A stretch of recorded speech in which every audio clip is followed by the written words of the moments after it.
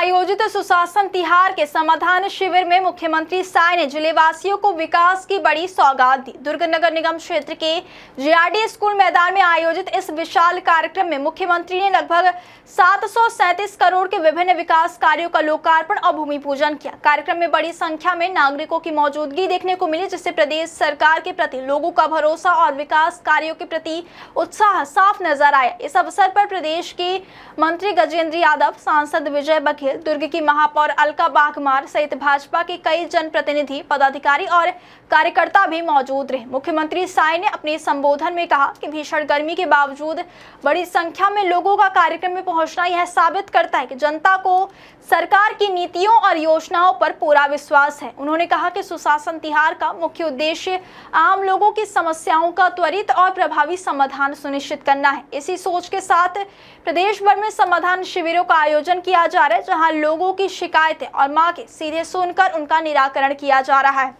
मुख्यमंत्री ने कहा कि सरकार केवल योजनाएं बनाने तक सीमित नहीं है, बल्कि यह सुनिश्चित करने के लिए भी लगातार प्रयास कर रही है कि योजनाओं का लाभ अंतिम व्यक्ति तक पहुंचे। मुख्यमंत्री ने बताया कि प्रदेश के शहरी और ग्रामीण दोनों क्षेत्रों में समाधान शिविर आयोजित किए जा रहे हैं और इसके साथ ही प्रशासनिक व्यवस्था को और अधिक जवाबदेह बनाने के लिए औचक निरीक्षण भी किए जा रहे हैं। इन निरीक्षणों के माध्यम से योजनाओं की जमीनी हकीकत और आम जनता को मिलने वाली सुविधाओं का फीडबैक भी लिया जा रहा है, ताकि जहां भी कमी नजर आए उसे तत्काल दूर किया जा सके। उन्होंने कहा कि सरकार का लक्ष्य केवल विकास कार्यों की घोषणा करना नहीं, बल्कि उनके प्रभावी क्रियान्वयन को सुनिश्चित करना भी है।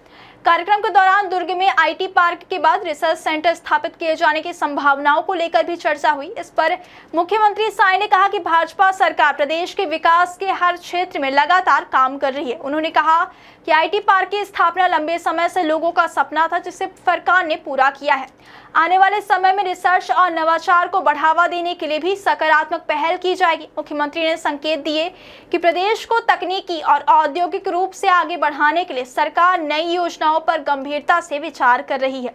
मुख्यमंत्री ने प्रशासनिक जवाबदेही और अधिकारियों की कार्यप्रणाली को लेकर भी स्पष्ट संदेश दिया।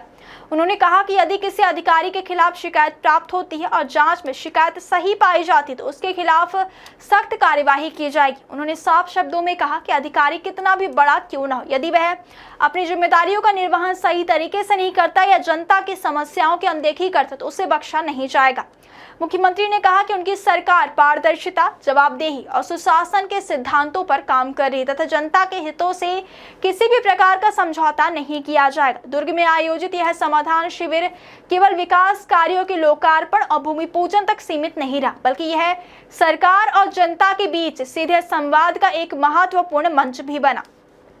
737 करोड़ रुपए के विकास कार्यों की सौगात के साथ मुख्यमंत्री ने यह संदेश देने का प्रयास किया कि प्रदेश सरकार विकास, सुशासन और जन सेवा के अपने संकल्प को लेकर पूरी तरह प्रतिबद्ध है और आने वाले समय में भी जनता की अपेक्षाओं पर खरा उतरने के लिए लगातार कार्य करती रहेगी।